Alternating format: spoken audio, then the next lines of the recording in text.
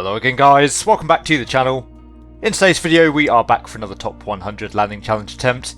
This time, as per a viewer request, we are headed in towards Heligoland. As usual, the aim of the game is for us to try and get a score within inside the top 100 on the global leaderboard. For this challenge we are in the Diamond DA40 NG, heading inbound towards runway 03. As always, I do hope you enjoyed the video. If you do, please consider giving it a like and subscribing to the channel. Let's now head for the cockpit of the Diamond DA40 and make our approach attempt. So welcome to the cockpit of the Diamond DA40 NG.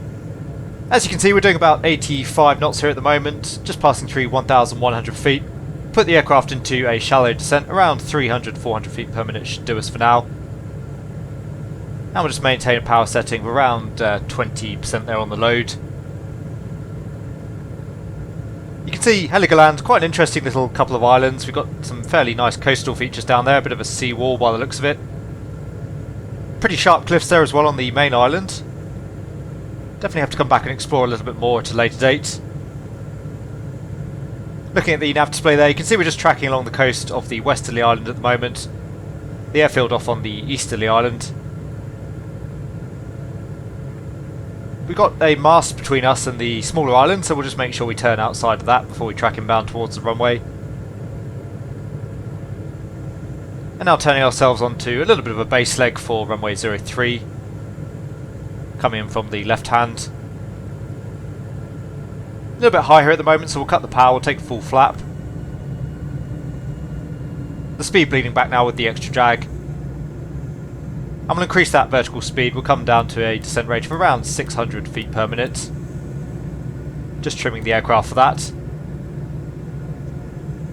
So pretty much all the way back at idle power now. Speed coming back to around 70 knots. The DA40, definitely one of those aircraft in the sim that does like to float a little bit, so we'll maintain 70 knots for now, but we really want to come over the runway threshold. Pretty much back at minimum speed, just on the edge of the stall. Descent rate now 700 feet per minute. That's looking pretty good. That's putting us on a nice profile around for runway 03. Just coming up on the coastline of the easterly island. You can see there's a lighthouse just off the nose.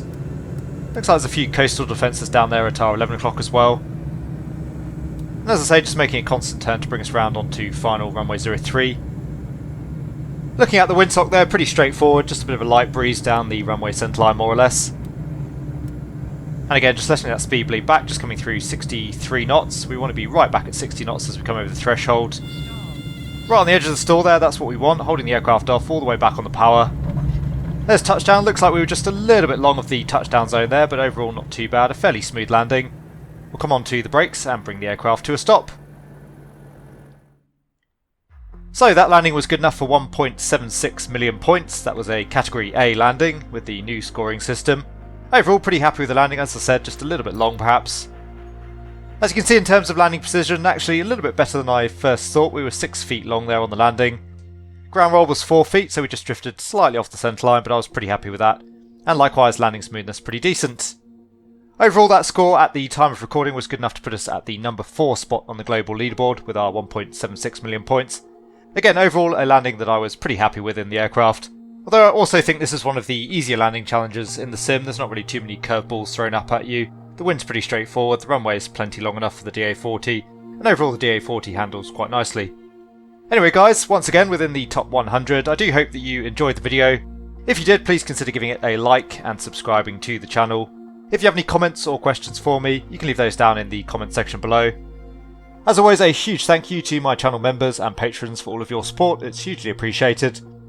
Take really good care everybody, I hope you're having a great day wherever you are, and I will see you all again soon.